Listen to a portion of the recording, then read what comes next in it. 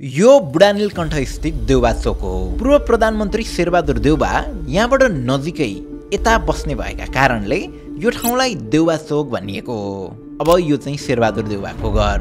झन्डै 15 रोपनी क्षेत्रफलमा फैलिएको जमिनमा आलिशान घर बनाएर देउबा महाराजा जसरी बसेका थिए। उनको मुख्य घर 2 तले थियो भने त्यसमा जम्मा 8 वटा कोठाहरू थिए। त्यसै यता अपोजिटतिर गेटैमा उनका सुरक्षाकर्मीहरूका निम्ति छुट्टै घर बनाइएको थियो। नियमतः पूर्व प्रधानमन्त्रीहरूले 2 जना नेपाल प्रहरी र 16 जना सशस्त्र प्रहरी गरेर 18 जनासम्म सुरक्षाकर्मी राख्न पाउने भए पनि कुनै जमाना देउबासँग 38 जना सुरक्षाकर्मीहरू थिए। तर यति हुँदाहुँदै पनि सेप्टेम्बर 9 को दिन जेनजी रिभोल्युसनको क्रममा उनको यो घर केही यस्तो देखिँदै थियो।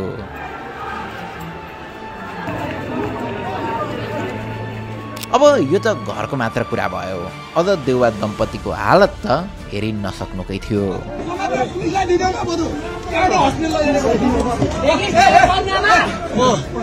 तर त्यस दिन प्राय सबै ठुला नेताहरू पूर्व प्रधानमन्त्रीहरू बेलैमा भागेर सुरक्षित स्थानमा पुग्दै गर्दा देउबा दम्पतिहरू भने आखिर कसरी प्रदर्शनकारीहरूको फन्दामा परे त? त्यो दिन देउबा निवासमा कुन बेला के घटनाहरू घटे र देउबा दम्पतिको हालत कसरी यस्तो भयो त? आउनु सबै बुझ्ने कोसिस गरौँ आजको इनडेप्थ स्टोरीमा। नोभेम्बरमा चलेको 11.11 सेल पश्चात अल्टिमा लाइफस्टाइलले डिसेम्बरमा पनि तपाईँहरूको लागि भनेर अल्टिमा 12.12 सेल फेरि पनि लिमिटेड टाइमको लागि सुरु गरेको छ। अल्टिमा स्टोर, दराज, खल्ती अनि अल्टिमा वेबसाइटमा अभाइलेबल हुने यो अफरमा तपाईँले 39.99 पर्ने 120 आवर्स ब्याट्री ब्याकअप भएको अल्टिमा एटम बड्स 2 1899 मै पाउनुहुनेछ।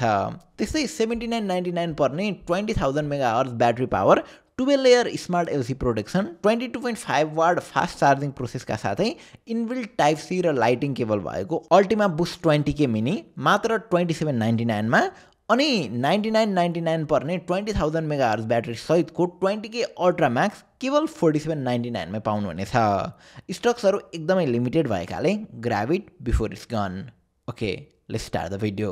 विक्रम सम्वत 2082 साल भाद्र 24 गते, समय बिहानको 8 बजे, स्थान देउबा निवास बुढा नीलकण्ठ काठमाडौँ। यतापट्टि रहेका सुरक्षाकर्मीहरूको टोली मुख्य घरमा गई शेरबहादुर देउबालाई भेटेर घरमा बस्न सुरक्षित छैन, अन्तै कता जान पर्ला कि भन्ने प्रस्ताव राख्छन्। बाराखरीमा बलराम पाण्डेद्वारा लिखित यो आर्टिकल अनुसार सुरक्षाकर्मीको त्यो प्रस्ताव देउबाले नकारिदिन्छन्। मैले के गरेको छु र मलाई कसैले के गर्छ?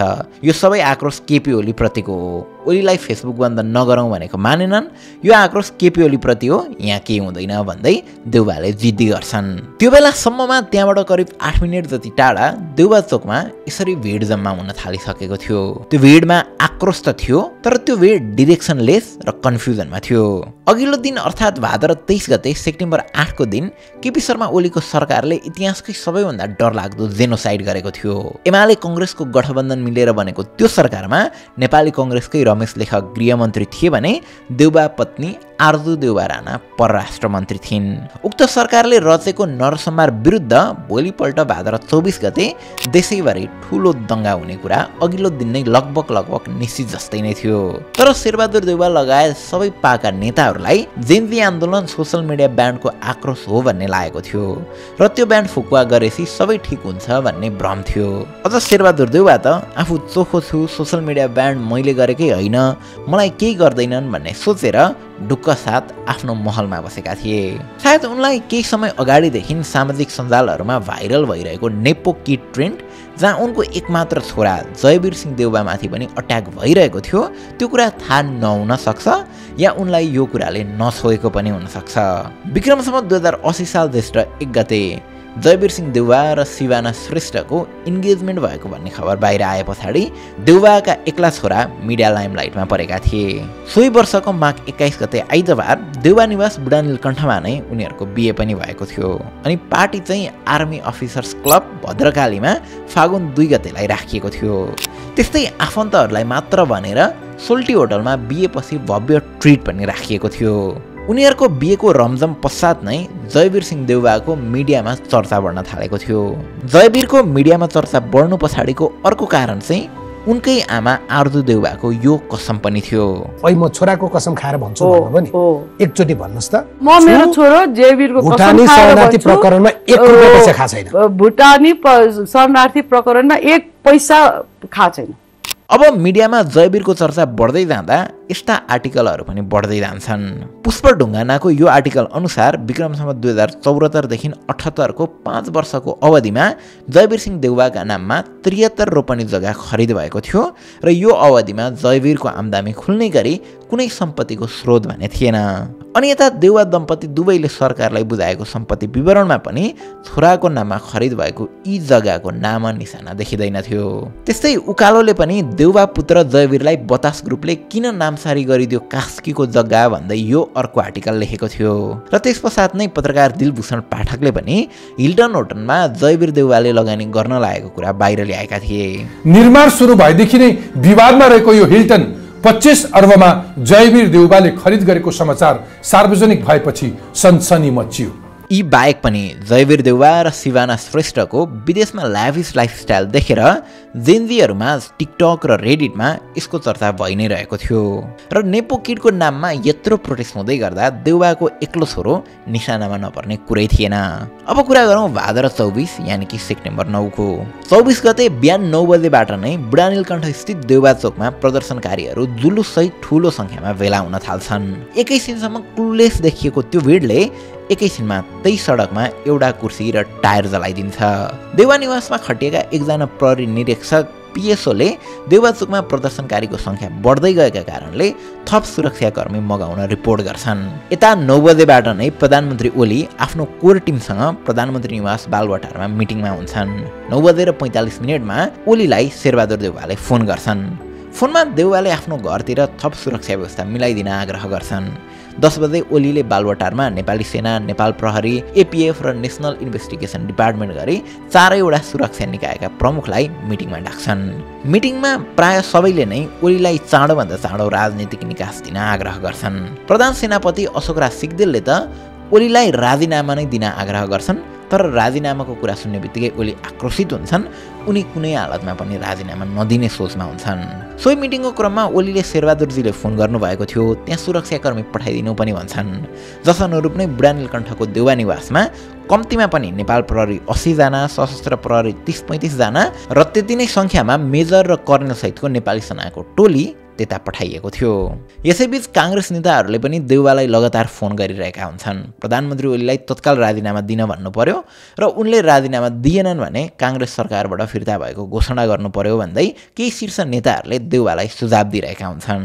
तर देउवा भने एक दुई दिन हेरौँ न मात्रै भनिरहेका हुन्छन्। एमाले काङ्ग्रेस गठबन्धनको सरकार भएकाले ओली पछाडि देउवा नै रेकर्ड ब्रेकिङ 6 चोटि नेपालको प्रधानमन्त्री हुनेवाला थिए। त्यही भएर पनि देउवालाई सरकारबाट फिर्ता हुन मन थिएन। अब समय दिनको 11 बजे। देउवा चोकमा भएको भिड अब देउवा निवासतर्फ अगाडि बढ्न थाल्छ। प्रदर्शनकारीहरूले निवासको गेटमा पुगेर नाराबाजी गर्छन्, निवासभित्र प्रवेश गर्न खोज्छन्। यो समयसम्म सुरक्षाकर्मीहरूले त्यो भिडलाई जसोतसो देउवा निवासको गेटमै होल्ड गरेर राखेका थिए। तैनात सुरक्षाकर्मीले भिडलाई केही समय त्यहाँ रोक्न प्रयास गरे तापनि यता प्रचण्ड, रमेश लेखक र पृथ्वी सुब्बा गुरुङ लगायतको घरमा आगो लागिसकेको खबर सामाजिक सञ्जालमा आइसकेको थियो। त्यसैले देउवाको घरको गेटमा नै पुगेको त्यो भिड त्यहाँबाट त्यत्तिकै फर्किनेवाला थिएन। अब यसलाई अलिकति साइकोलोजिकल एक्सपेक्टबाट पनि हेर्ने कोसिस गरौँ है त। सुरुमा गुगल अर्थमा यो स्थानलाई हेर्नुहोस् त। यो बुढानीलकण्ठ स्थित शेरबहादुर देउवाको घर हो। छेउमा यो काङ्ग्रेसकै अर्का नेता तथा पूर्व मन्त्री दीपक खड्काको पनि घर छ। अब यही ठाउँलाई 2003 यस्तो देखिन्थ्यो। दीपक खड्काको घर बनेकै थिएन, अन्य धेरै घरहरू बनेकै थिएनन्। ओभर द टाइम त्यो स्थानमा घरहरू बन्दै गए र करिब 20-22 वर्षको अवधिमा लगभग खुल्ला चौर नै सकिएको थियो। अब यस्तै पावर केन्द्रित भएको ठाउँहरूमा नै सबैको आकर्षण पनि हुन्छ। पावरको इपिसेन्टरतिर बस्दा आफूलाई पनि पावरफुल फिल हुन्छ। त्यही भएर 2003 खुल्ला रहेको यो ठाउँ 2024 सम्ममा यस्तो भइसकेको थियो। तर पावर भन्ने चिज एकदमै डरलाग्दो चिज हो। नेताहरूको घर छेउमा घर भएकाहरूलाई प्राय एउटा पोइन्टमा पुगे पछाडि राजनीति हरेक दिनको तनाव बन्न सुरु हुन्छ। साइरन, बन्द सडक, प्रहरीको निगरानी, भिड, राति बस्ने बैठकहरू, आफ्नो घर वरिपरि स्वतन्त्रता हराएको महसुस हुन्छ। त्यसमाथि चोकको नाममै देउवा चोक छ। म आफै पनि केही वर्ष अगाडि बालकोटमा बस्थेँ। त्यहाँ राति 10-11 बजे पछाडि चोकमा पुलिसहरू हुन्थे। केपी शर्मा ओलीको घर त्यहीँ भएकाले त्यो ठाउँ पुरै निगरानीमा हुन्थ्यो। कति समय त नाइट वकमा निस्किँदा हामीहरू लखेटिएका पनि थियौँ। त्यसैले हामीलाई त्यो ठाउँ वरिपरि स्वतन्त्रता हराएको महसुस हुन्थ्यो। त्यस्तै अर्को कुरा, जब छिमेकीहरू महँगाईसँग लडिरहेका छन्, जागिरका लागि दौडिरहेका छन् र विकासको आशा देख्दैनन्, त्यही बेला नेताहरूको महल जस्तो घर, ठुलो गाडी अनि सुरक्षाले असमानताको चषकलाई अझ गहिरो बनाइदिन्छ। टोलका मानिसहरूले वर्षौँदेखि हेरेका हुन्छन् मध्यरातमा हुने गाडीहरू, पहुँचका मान्छेहरू। यो नजिकबाट देखिएको वास्तविकता राष्ट्रका भाषणहरूभन्दा धेरै फरक हुन्छ। त्यसैले गुनासो केवल राजनीतिक होइन, व्यक्तिगत बनिदिन्छ। पोलिटिकल होइन, पर्सनल बन्छ।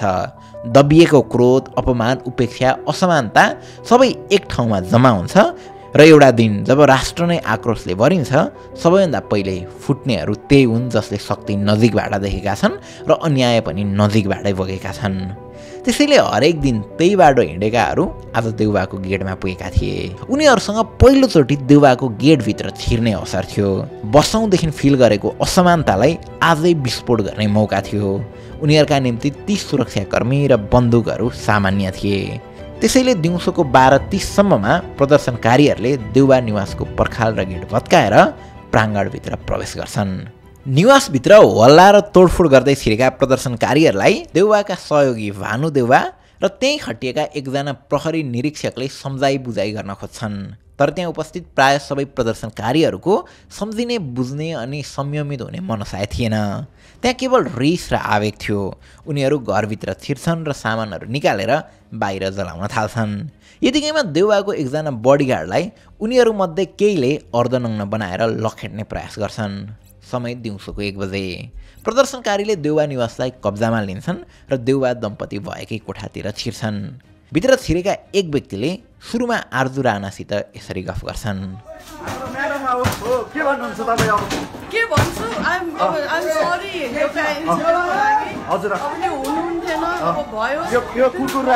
यो कुकुर र तपाईमा के फरक छ? हजुर, यो कुकुर र तपाईमा के फरक छ? केही फरक छैन। म पनि मान्छु, यसलाई पनि घाउ, मलाई पनि घाउ है। यस्तो नगरौँ बाबु। अब लेट्स गो टु पीस हैन। भिडियोलाई पज गरेर हेर्दा आर्जु राणा छोरा जयवीरसँग फोनमा कुरा गर्दै गरेको देखिन्छ। जयवीर न्यू लेखिएको उक्त नम्बरमा कल अझै चालु नै थियो। एकैछिनमा शेरबहादुर देउवा पछाडि टोयलेट जस्तो देखिने ठाउँबाट निस्किन्छन्। त्यसपछि उनीहरू दुवैजनालाई प्रदर्शनकारीहरूले बाहिर निस्कन भन्छन्। हल्ला र तोडफोड भइरहेकै छ। प्राय सबैलाई देउवा दम्पति भागिसके भन्ने लागेको थियो। तर भित्र छन् भन्ने थाहा पाए पछाडि उनीहरूलाई शिकारीले आफ्नो शिकार भेटे जस्तै महसुस हुन्छ। कसैले हान भन्दै उनीहरूमाथि मुक्का प्रहार गर्छन् भने कसैले चाहिँ हात नहालौँ पनि भनिरहेका हुन्छन्।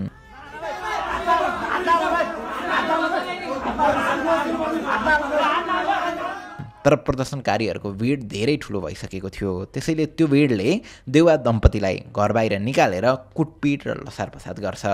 प्रदर्शनकारीहरूमध्ये केहीले चाहिँ आफ्नो ज्यान नै जोखिममा राखेर उनीहरूको ज्यान जोगाउनतिर लाग्छन्।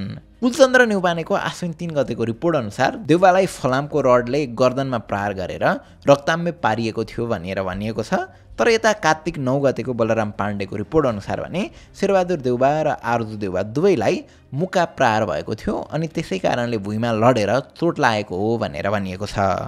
थुप्रै भिडियोमा देउवा दम्पतिलाई मुक्का हानेको, मुख छाडेर अपशब्द बोलेका जस्ता कुराहरू त तपाईँ हामीले पनि देखेकै हौँ, सुनेकै हौँ। दिउँसो 2:30 बजे बल्ल उनीहरूलाई यसरी सेना र एपिएफले सुरक्षा दिएर प्रदर्शनकारीहरूभन्दा अलि टाढा पुर्याउँछन् र भर्याङको प्रयोग गरेर निवासको कम्पाउन्ड र काँडेतार पार गरी दक्षिणपट्टिको खाली चौरमा जस्तापाताले छेकेर राख्छन्। सेनाको मेडिकल टोलीले दम्पतिलाई चौरमै प्रारम्भिक उपचार पनि गर्छन्। दिउँसो 3 बजेतिर नै सेनाको हेलिकप्टर देउवा दम्पतिलाई रेस्क्यु गर्न त्यहाँ आइपुग्छ। तर प्रदर्शनकारीले ढुङ्गा र पानीका बोतल प्रहार गरे पछाडि हेलिकप्टर अवतरण हुन सक्दैन। यसैबीचमा देउवा दम्पतिमाथि चारैतिरबाट आक्रोशित प्रदर्शनकारीहरूले ढुङ्गा, बोतल, गुलेले जे भेट्छन् त्यसैले ताकी हान्छन्। उनीहरू दुवैको मुखबाट र टाउकोबाट रगत भएको प्रष्टसँग देख्न सकिन्थ्यो। समय साँझको 4:30 बजे। हेलिकप्टर अझै ल्यान्ड गर्न सक्दैन। यता केही प्रदर्शनकारीहरूले भने देउवा निवासमा अब लुटपाट मचाउँछन्। सुनचाँदी, भाँडाकुँडा, पैसा लगायत सामानहरू एकपछि अर्को गर्दै लुट्छन्। थुप्रै सङ्ख्यामा नेपाली नोटदेखि अमेरिकी डलरहरू जलेको अवस्थामा देखिएको भिडियोहरू त हामी सबैले छ्याल भ्याली देखेकै हौँ। यो सबै दृश्य देख्दा सबै नेताहरू भाग्दै गर्दा त्यस दिन देउवा दम्पति चाहिँ आफ्नो पैसा र सम्पत्ति रुगेर घरमै बसेछन् भन्ने अनुमान लगाउन सकिन्छ। तर अचम्मको कुरा चाहिँ के छ भने घरभित्र पैसा भेटिएको जलेको कुरालाई कङ्ग्रेस र देउवा स्वयंले पछि आफूलाई डिफेन्ड गर्दै ती भिडियोहरू एआई जेनेरेटेड भिडियोहरू हुन् भनेर भन्छन्। हुँदै होइन भन्ने खालको पुष्टि हुनु पर्यो। कागजको विज्ञप्तिले मात्रै न नेपालीले मान्छ न नेपाली जनताले मान्छ। हामी गाउँमा सडकमा गल्लीमा गएर जनतालाई चाहिँ यसबारेमा हामी कन्भिन्स गर्न सक्नु पर्यो कि उहाँको घरमा पैसा पाइएको होइन, यो झुटा कुरा हो। सामाजिक सञ्जालले झुटा गरेको भन्ने कुरा पुष्ट चाहिँ त्यो विज्ञप्ति मात्रै होइन, देखिने गरेको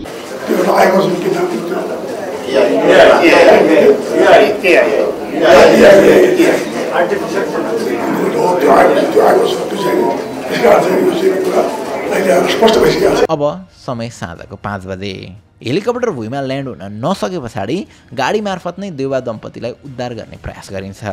नेपाली सेनाले आर्मोरेड पर्सनल केरियर एपिसी सहितको गाडीलाई घटनास्थलमा पठाउँछ। तर प्रदर्शनकारीहरूले अवरुद्ध गर्दा त्यो गाडी त्यहाँ पुग्नै पाउँदैन। राति 9 बजेसम्म पनि प्रदर्शनकारीहरूले बाटो बन्द गरेर त्यस्ता गाडीहरूलाई छिर्न दिँदैनन्। अनि देउवाको घर भने अबेरसम्म पनि यसरी जलि नै रहेको हुन्छ।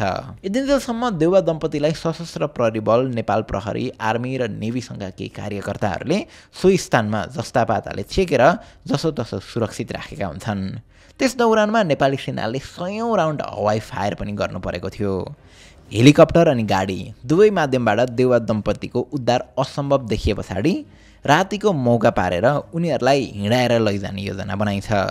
शेरबहादुर देउवा र आर्जु राणा दुवैलाई कसैले नचिन्ने गरी कपडा उडाइन्छ अनि करिब 15 मिनट जति खेतको बाटो हिँडाएर वासिकुन नेवा फाल्सा नजिकै ल्याइन्छ। देउवा दम्पतिलाई कतै हिँडाउँदै अनि कतै चाहिँ बोकेर नेपाली सेनाका अधिकारी, केही सशस्त्र प्रहरी बल, नेपाल प्रहरीका जवान र नेभीसँगका कार्यकर्ताले जङ्गल छेउको रोडसम्म पुर्याउँछन्। रोडमा पुर्याए पछाडि उनीहरूलाई सुरक्षाका साथ गाडीमा चढाएर नेपाली सेनाले शिवपुरी स्थित आफ्नो गढमा पुर्याउँछ।